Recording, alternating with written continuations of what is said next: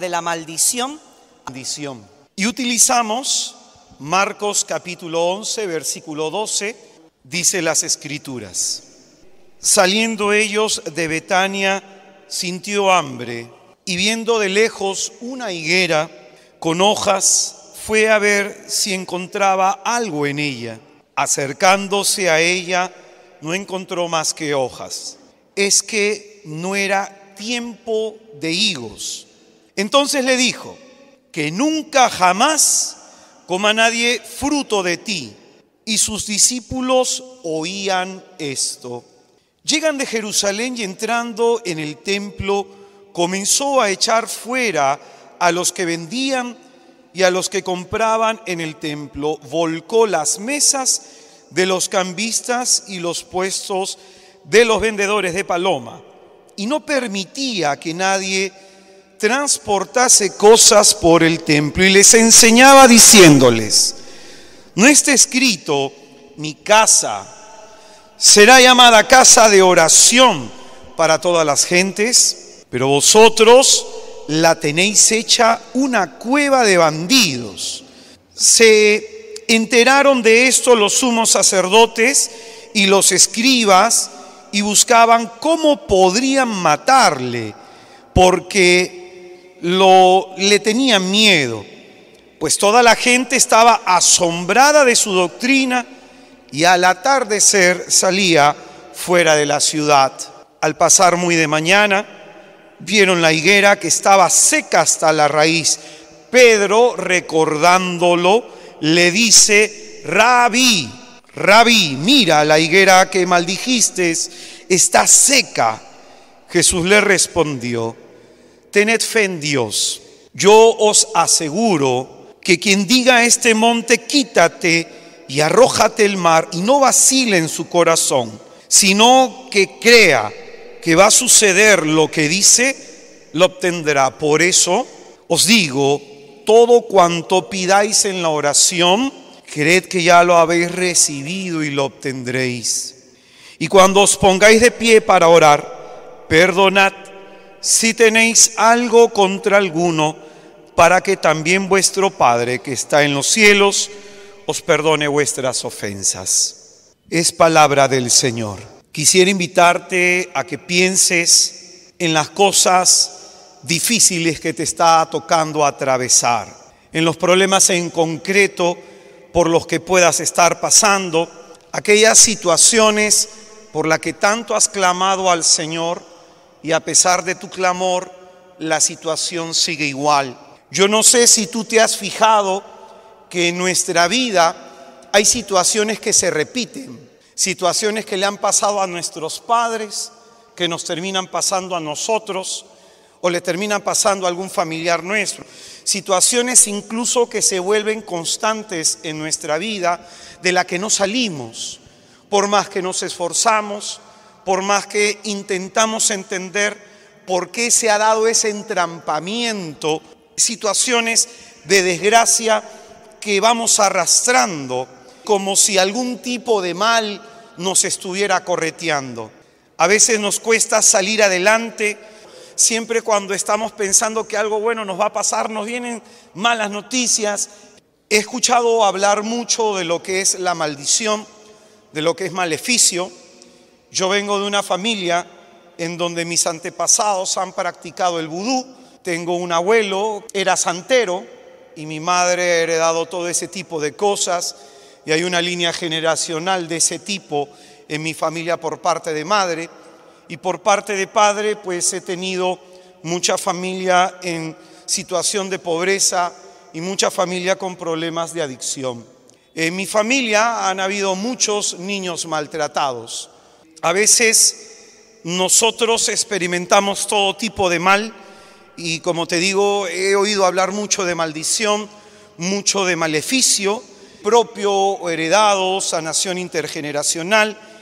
Y la verdad es que en lo personal, es mi opinión, sabemos tan poco de maleficio, y es bueno decirlo, es sano decirlo. Cuando uno lee a Mort o cuando uno lee a Fortea, la suma demoníaca de Fortea, o en el caso de Amor, testimonios de un exorcista, ellos también llegan a esta conclusión de que a veces nosotros tratamos de explicar o tratamos pues de darle una respuesta al hombre frente a su desgracia. Y la verdad es que ni siquiera San Pablo lo hacía.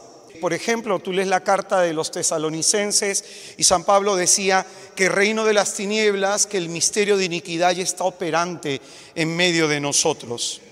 Cuando Jesucristo viene a esta tierra e ingresa por la puerta de María de Nazaret, yo no sé si te has fijado al leer los evangelios que hay una manifestación extraordinaria del demonio.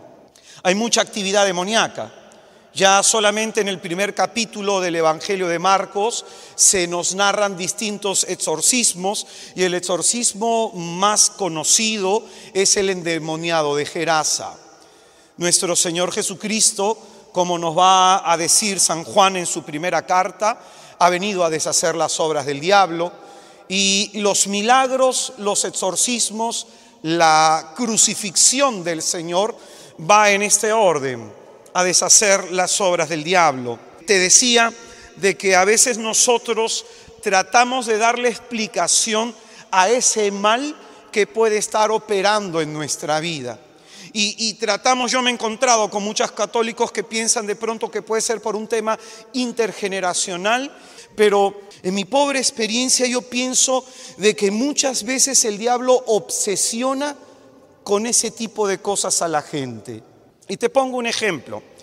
En Chiclayo hay una zona de brujos, hay todo un pueblo de sacerdotes de sacerdotes casados que han renunciado al sacramento, al celibato y se han decidido casar, y hay mucha zona de maldición allá en Chiclayo.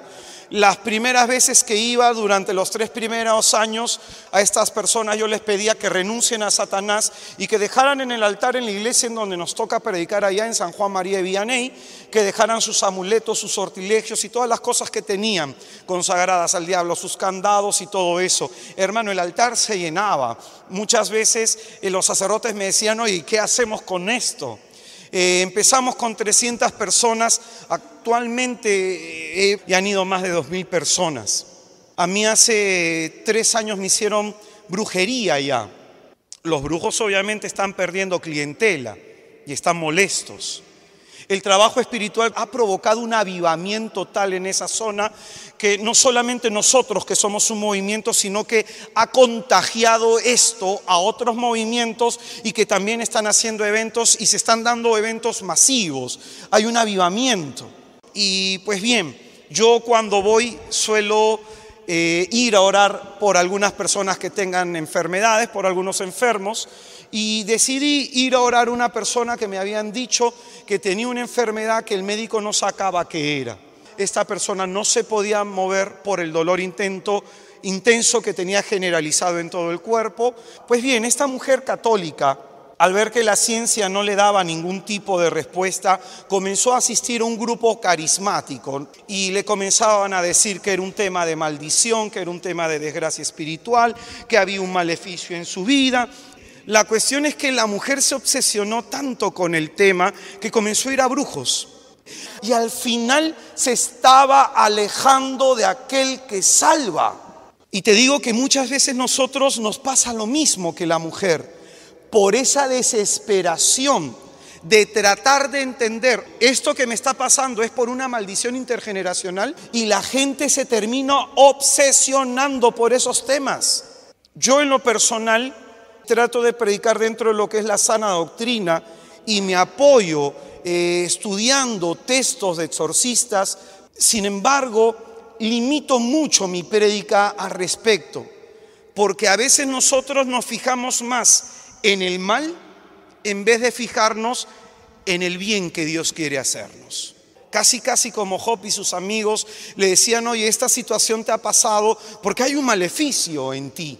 Y si tú te lees los 5 libros de sabiduría, los 5 libros sapienciales, en donde se trata de explicar por qué el hombre bueno sufre, el libro de Job es la cumbre de todo.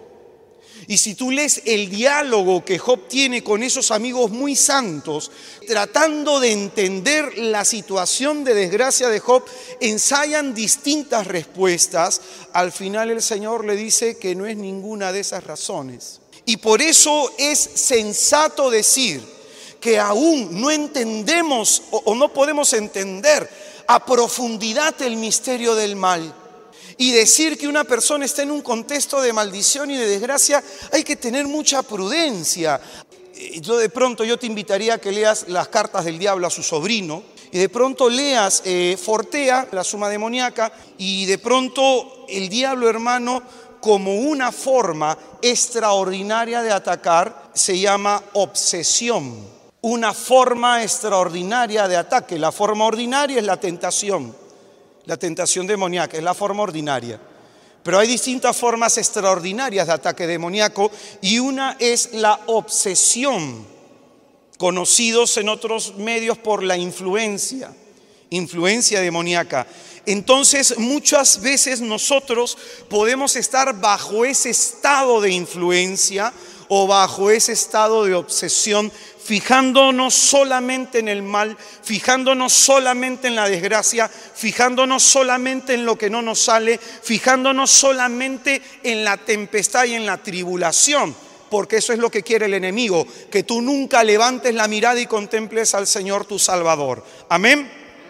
Yo a esta mujer de Chiclayo le dije: hermana, de cierto es que la palabra de Dios dice en Jeremías 29:11, yo no quiero la desgracia. Amén. Dios no quiere la desgracia, sino un porvenir cuajado de esperanza. Jeremías 29:11. Hermano, ¿y qué significa eso? Yo a la mujer le decía: hermana, acá no importa realmente cómo te ha llegado el mal. Acá no importa que tú te concentres en si el mal vino porque tú has pecado, por tus antepasados, porque alguien te ha hecho maleficio. Acá no debemos preocuparnos ni concentrarnos tanto en eso, hermano mío.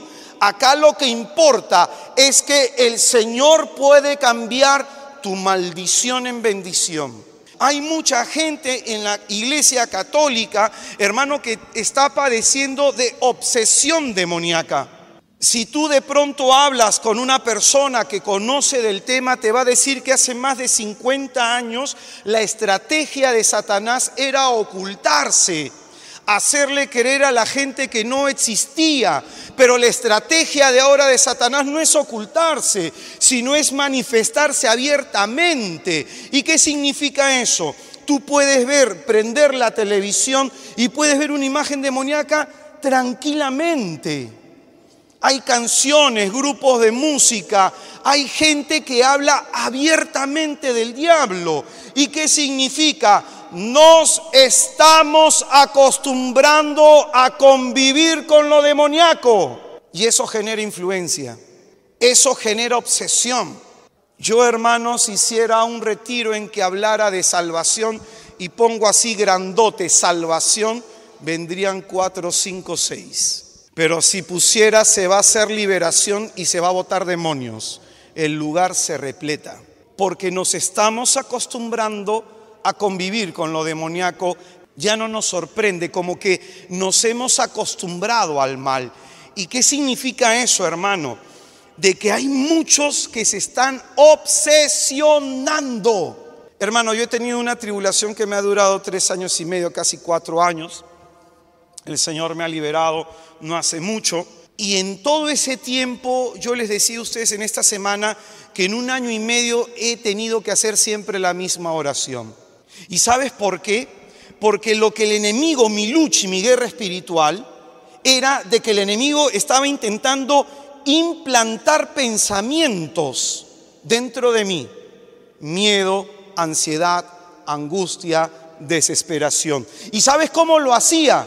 Me refregaba en la cara mi desgracia, me refregaba en la cara el contexto duro en el que estaba viviendo, y a través de esa actitud, él lo que estaba provocando era que mi mente se abriera, que yo bajara la guardia para meter un pensamiento. Lo que el enemigo busca es que nos obsesionemos. Y que en nuestra mente le estemos dando vueltas al problema y que estemos pensando ¿y cuál va a ser la salida y qué debo hacer? ¿Qué pasa cuando todo lo que has hecho no te ha resultado? ¿Te desesperas más o no? Eso se llama obsesión. Entonces, yo a esta mujer le decía, hermana, yo no sé por qué te ha pasado esto. Lo que debemos saber es que el Señor no quiere la desgracia. Y porque Él no quiere la desgracia, Él quiere actuar en tu vida. Y le leí el Evangelio de Juan, capítulo 9, versículo 1 y 3. Dice, vio al pasar un hombre ciego de nacimiento. En el pensamiento judío, nacer con una enfermedad significa nacer en condición de maldición.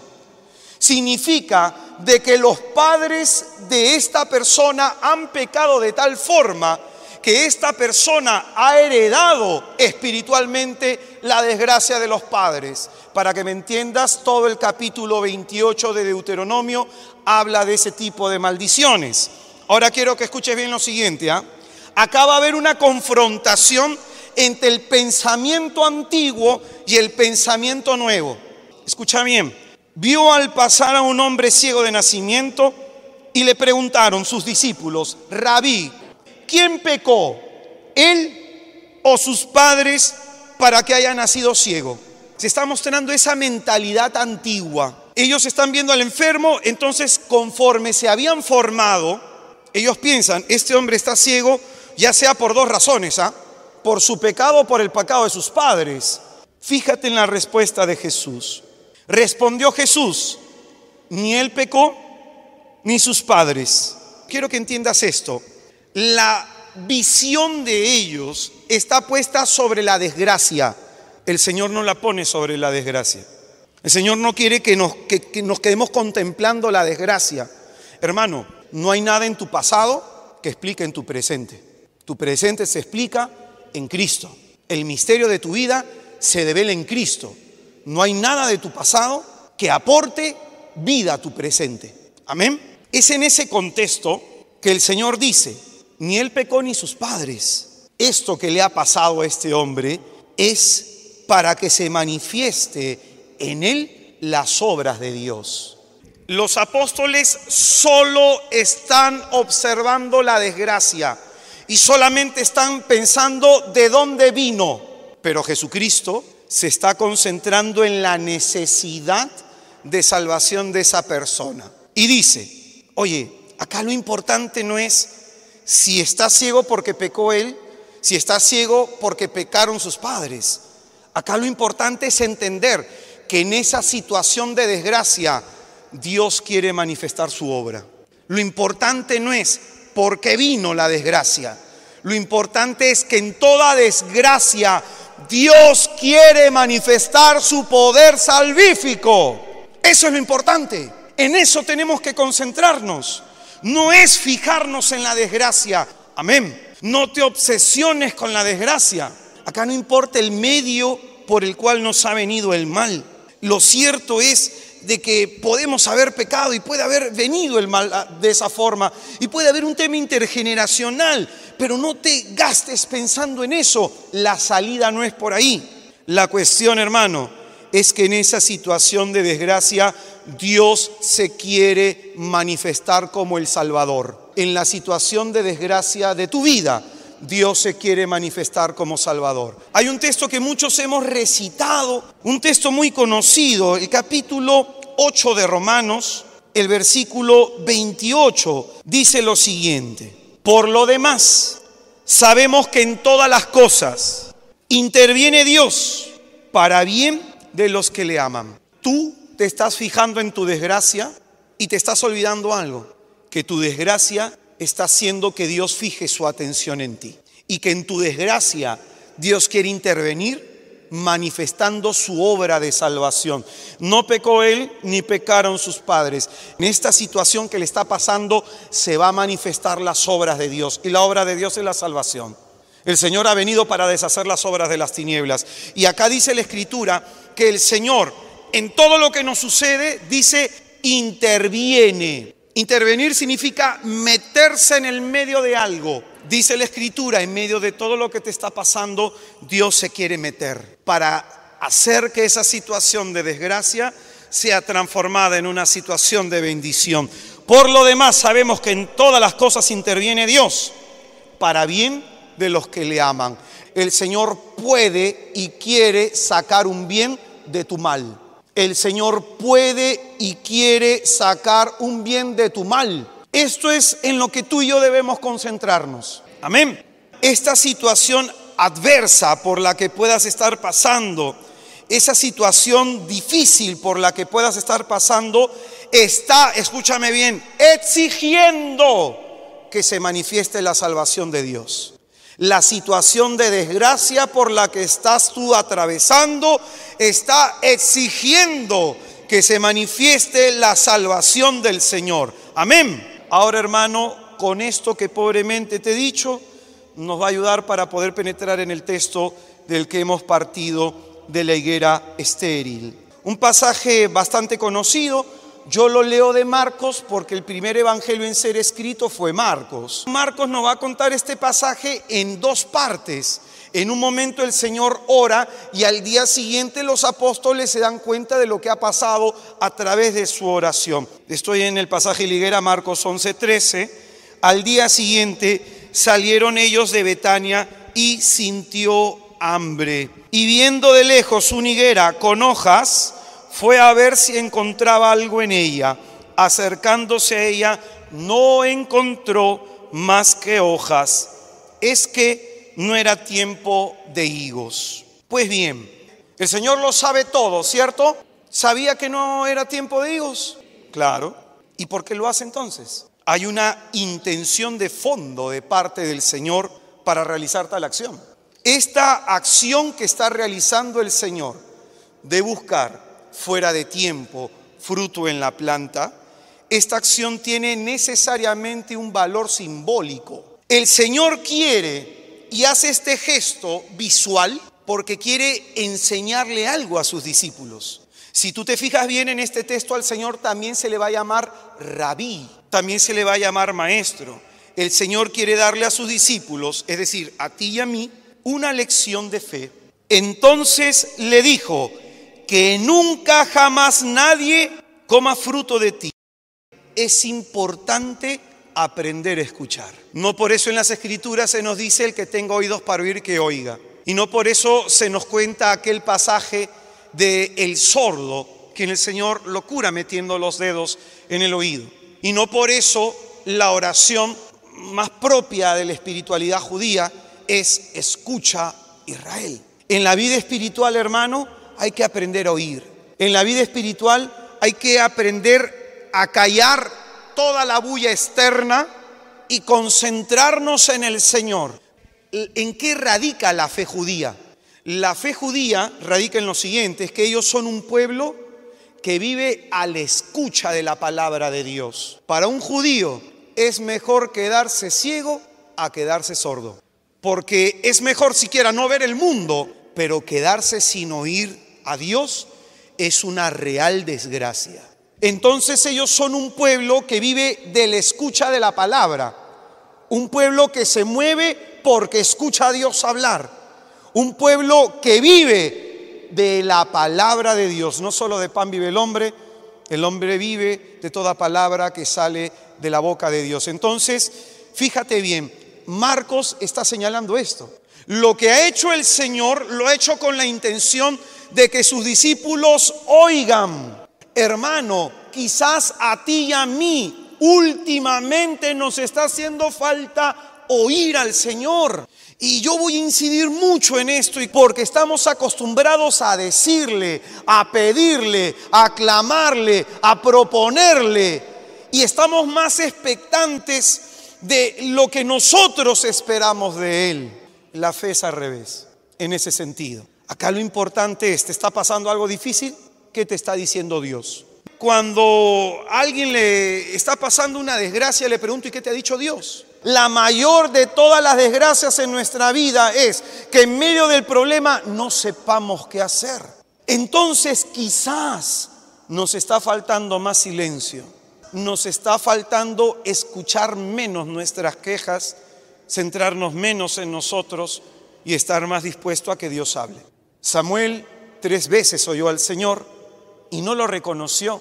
Y Job va a decir, de muchas formas habla Dios, pero no nos damos cuenta. ¿Y qué significa eso? Andamos distraídos. Acá el evangelista que nos muestra, concéntrate en lo que está haciendo Jesús. Porque Jesús no solamente te va a enseñar y te va a decir, a ver, toma asiento, primera charla, segunda charla, tercera charla. El Señor te enseña a través de tu vida. El Señor te enseña en ese caminar continuo con Él. El Señor te instruye en ese ir de un lugar a otro lugar. Amén. Marcos nos enfatiza eso. El Señor hace algo, el Señor dice algo y los discípulos oían lo que el Señor había dicho. Por eso Marcos nos va a introducir en la expulsión de los vendedores del templo. O sea, como quien dice, muy bien, terminó esta escena, pasemos a otra. Termina el Señor de expulsar a la gente en el templo. Al día siguiente atardeció, amaneció, pasó un día y en ese momento están pasando de regreso. Al pasar muy de mañana, vieron la higuera que estaba seca hasta la raíz. ¿Quiénes vieron la higuera? Pedro, recordándolo, le decía, Rabí, mira, la higuera que maldijiste está seca. Lo que se nos está mostrando en este momento es interesantísimo. Pedro observa, Pedro reflexiona y Pedro pregunta al Señor. Hermano, quiero que pienses en tu desgracia. Quiero que pienses en tu problema, en eso que no está dando fruto en tu vida. A lo mejor te falta observar, a lo mejor te falta reflexionar, a lo mejor te falta preguntarle al Señor. Si Pedro no observa, si Pedro no reflexiona y si Pedro no pregunta, ¿el Señor le iba a dar la enseñanza que va a darle a continuación? No. Si tú no observas lo que te está pasando, si tú no reflexionas lo que te está pasando, si tú no le preguntas al Señor, hermano, ese problema no te va a servir para crecer. El Señor está caminando y está caminando con Pedro y Pedro mira, Señor, mira, lo detiene, le pregunta, lo cuestiona. Y solamente porque Pedro preguntó, el Señor le instruyó. ¿Qué significa? Que si Pedro no hubiera sido observador, si Pedro no hubiera reflexionado, si Pedro no hubiera preguntado, se quedaba en la ignorancia de por qué la higuera se secó. A eso se le llama inteligencia de la fe. Eso significa que hay muchos de nosotros que podemos tener situaciones estériles en nuestra vida, que hay muchos de nosotros que estamos en situaciones de maldición, que por no ser observadores, que por no ser reflexivos y por no ir en la oración a preguntarle al Señor, esa situación de desgracia no nos enseña nada. ¿Por qué se te repiten ciertos temas? ¿Por qué se te repite cierta desgracia? ¿Por qué hay temas económicos en tu vida que no se sanan? Si tú leyeras a Baruch dice, juntas dinero y lo metes en el bolsillo, como con hueco. Malaquías habla de temas económicos. Y el Señor también va a hablar de temas económicos. San Pablo va a hablar de temas económicos. Entonces, ¿qué significa eso? Observa, reflexiona y pregúntale al Señor, que te puedes quedar sin instrucción. Escúchame bien, hermano, porque esta parte es interesantísima, es poderosa esta enseñanza, hermano. Pedro entonces, observador él, reflexivo él, le pregunta al Señor, pero de pronto, imagínate, Pedro simplemente pudo haber visto la higuera secándose y dijo, ah, mira, se secó. Y pudo haberse quedado sin ir a Jesús, sin acercarse al Rabí. A veces nosotros pensamos que todo lo sabemos, a veces nosotros pensamos que todo lo conocemos. No aplicamos la mayéutica de Sócrates, solo sé que nada sé. Sócrates a eso le llama la ignorancia sabida. Sé que soy ignorante. Y a veces nos falta mirarnos así. Pensamos que tenemos respuesta para todo, pero Pedro nos muestra que con humildad tenemos que seguir llamando a Jesús, ¿qué cosa? Rabí. Si Pedro no le hubiera preguntado al Señor, se hubiera seguido Jesús de largo y esa situación de desgracia y de maldición se hubiera quedado ahí, en la ignorancia. No hubiera sido instruido, hermano, y lo que el Señor quiere es instruirte, mostrarte el camino, porque la salvación no solamente es que alguien venga y ore por ti. ¿El Señor acaso no te está mostrando una salida ahí en ese mar, con la espalda a los egipcios y sin un camino por delante? El Señor abre caminos donde a veces pensamos que no los hay. Te está abriendo un camino el Señor. Y el camino que te está abriendo es observa, reflexiona y pregunta. Entonces, este es el punto. Cuando nosotros estamos ante una situación que no entendemos, estamos ante el misterio de nuestra propia vida. Y cuando estamos ante el misterio de nuestra propia vida, hermano, hay que adorar a Dios. ¿Cómo calla el Señor al diablo en el desierto? Adorarás al Señor tu Dios, solo a Él servirás, solo a Él darás culto. Y este es el problema que muchos de nosotros tenemos, que somos muy prontos en hablar y muy lentos en escuchar. Amén. Aprende a oír al Señor. ¿Por qué hay cosas en tu vida que no han cambiado? ¿Por qué estás pasando por la desgracia que estás pasando? ¿Por qué no sales de eso? ¿Por qué la situación está entrampada? El Señor aprovecha aquellas situaciones de desgracia de nuestra vida, aquellas cosas en nuestra vida que no están dando fruto, aquellas situaciones estériles de nuestra vida, aquellas situaciones de maldición de nuestra vida para darnos lecciones de fe. Tu situación de desgracia, tu situación de maldición, tu situación estéril, hermano, es una oportunidad para aprender una lección de fe. Amén. El Señor aprovecha la maldición de la higuera a partir de la observancia, reflexión y cuestionamiento del apóstol. Aprovecha esa situación de maldición para decir lo siguiente. Escucha bien. Pedro, recordándolo, le dice: Rabí, mira, la higuera que maldijiste está seca. Jesús le respondió: tened fe en Dios. La respuesta que le va a dar Jesús no es una respuesta que busca absolver la pregunta de Pedro en sí, sino que la respuesta del Señor lo que busca es ayudar en la fe de Pedro, que luego va a ser tentado. Escucha bien, tened fe en Dios. Yo os aseguro que quien diga a este monte, quítate y arrójate al mar, no vacile en su corazón, sino que cree que va a suceder lo que dice, lo obtendrá. Tú le estás preguntando por tu desgracia, tú le estás preguntando por tu maldición, tú le estás preguntando por qué esto es estéril, por qué esto no da fruto, por qué me pasa esto, por qué me pasa aquello. La respuesta de tu Dios para salir de esa desgracia es lo que le está contestando a Pedro. Tened fe en Dios. Yo os aseguro que quien diga este monte, desplázate, si cree en su corazón que sucederá como dice, así será. Y lo vuelve a repetir para cuando tú y yo estemos en contexto de desgracia, de maldición. Dice el Señor: todo cuanto pidas en la oración, cree que ya lo has recibido y lo obtendrás. Hay situaciones de desgracia que solo cambian por la fuerza de la oración, por la continuidad en la oración, por la insistencia de la oración. Porque en la batalla legal que le plantea la viuda al juez malo, ¿por qué el juez malo hizo justicia? Porque la viuda seguía y seguía. Tú y yo no sabemos el poder de la oración, no lo entendemos realmente, pero el Señor nos muestra que en esas situaciones estériles de tu vida hay que orar. En esas situaciones de desgracia de tu vida hay que orar. Y no solo orar, orar creyendo que el poder de Dios se va a manifestar.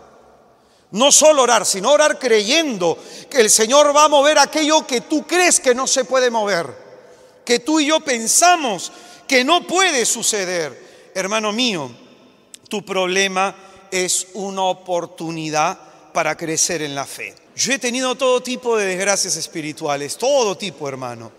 He tenido momentos en que el Señor, yo no sé por qué, a mí lejos de ver ángeles, ¿no? Hay gente que tiene esa bendición. Yo veo demonios a veces. Y yo le digo al Señor: Señor, ¿cómo friega, no? Y he visto ataques espirituales, a veces, hermano, he sentido hasta presencias en el lugar donde vivo y gritos, insultos. Un día el Señor me quitó los carismas y me quitó el carisma de visión por varios años.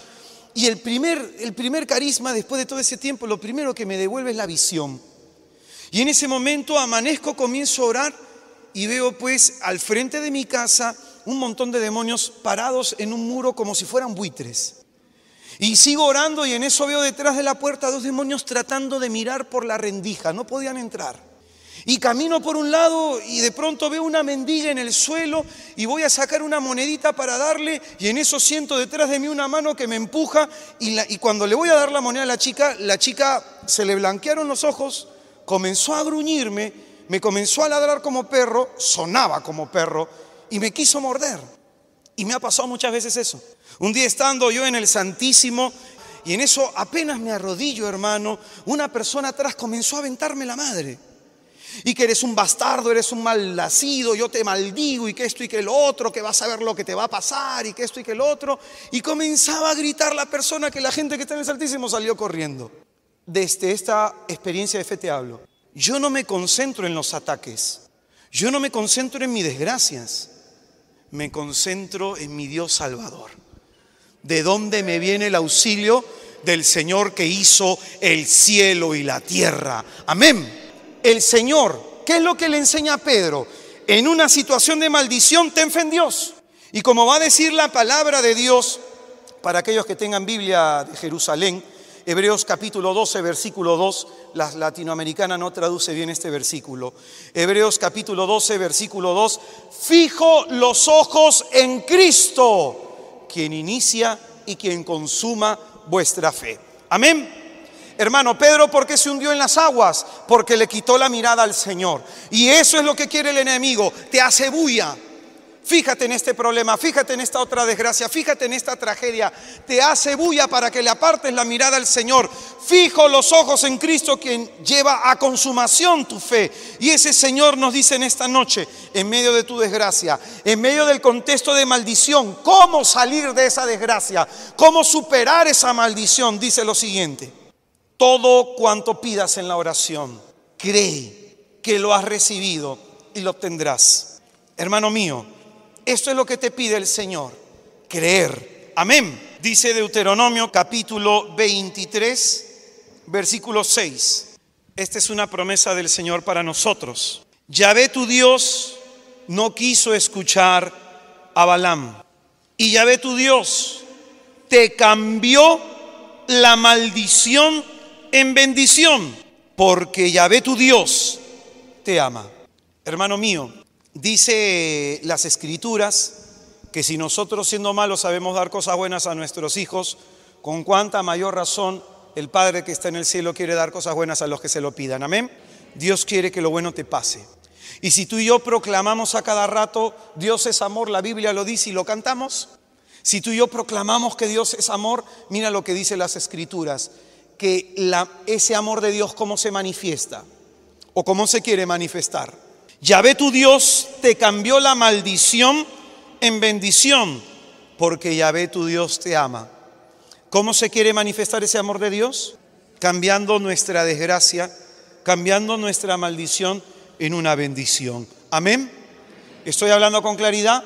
Hermanos míos, para terminar, todo cuanto pidas tienes que pedir, tienes que orar, tienes que clamar, hermano, continuamente, constantemente, no fijándote en la desgracia, sino en la mano del Señor, fijándote en un Dios grande y poderoso que quiere salvar. Que esta desgracia, hermano, no te haga que te concentres y obsesiones con tus miserias, sino concéntrate en el poder de Dios. Todo cuanto pidas, cree. Todo cuanto pidas, cree que ya lo has recibido y lo obtendrás. Amén. Hace mucho tiempo atrás, un amigo predicador, un amigo muy conocido, me pidió que fuera a orar por su hermano. Su hermano estaba metido en problemas de drogas, se había venido de otro país, por un problema pues de mafias y todo esto. Se salió de una organización y pues lo siguieron, lo quisieron matar, un montón de desgracias. Y en esa zona de donde él había salido, pues había mucha brujería, era zona de Colombia. Y pues bien, esta persona tenía una casa grandota en San Isidro que no la podía vender. Y él me dice, así irónicamente, no hermano, esta casa de 500 metros en una zona residencial, no la puedo vender. No tenía para comer ni él, su mujer, ni sus hijos. Y dice que el tema legal siempre se aplazaba. Y el tema legal para poder vender la casa no se solucionaba 7 años y medio. Pues bien, yo le dije al hermano, lo que más o menos yo había sentido en mi corazón. Le dije al hermano lo que yo había discernido y sobre todo habíamos hablado de temas de perdón, ¿no? Porque acá la Escritura dice que cuando tú vayas a orar, perdona. Y comenzamos a hablar de temas de perdón y a lo mejor, hermano, por eso tu oración está bloqueada porque no has perdonado.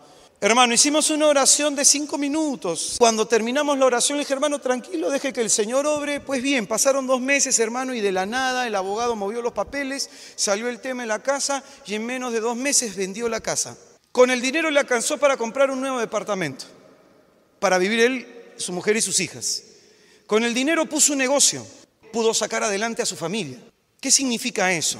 De que hay muchas situaciones de desgracia en nuestra vida en las que tú y yo nos concentramos. Y no nos estamos concentrando en que nuestro Dios es un Dios de poder y de salvación. Amén. Hermano, hay gente que a veces a mí me llama por situaciones difíciles del movimiento y yo por teléfono le digo, hermano, vamos a hacer una oración chiquitita. Y las hermanas me dicen, hermano, suficiente, suficiente. Y las cosas comienzan a suceder. Hermano, quiero que escuches esto. No sé si tú ves los cielos, hay cielos abiertos. No sé si los puedes ver. Los cielos ya no están de bronce. Es decir, tu oración puede subir. Va a subir como flecha. Y tu tierra en este momento, como dice la Escritura, que se ha vuelto de hierro, situación de desgracia.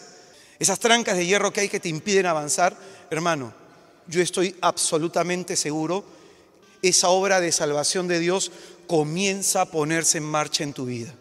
Estoy absolutamente seguro, como el centurión. Si Él lo dice, así será pues. Ten fe en el Señor y cree que todo lo que pidas, si lo crees en tu corazón, lo obtendrás. Así de sencillo. Y es una oración sencilla. Cree. Hay gente que dice, hermano, pero a mí me han dicho que he orado sin fe. Ay, hermano, esa es mentira. Tú eres bautizado. Tú tienes fe.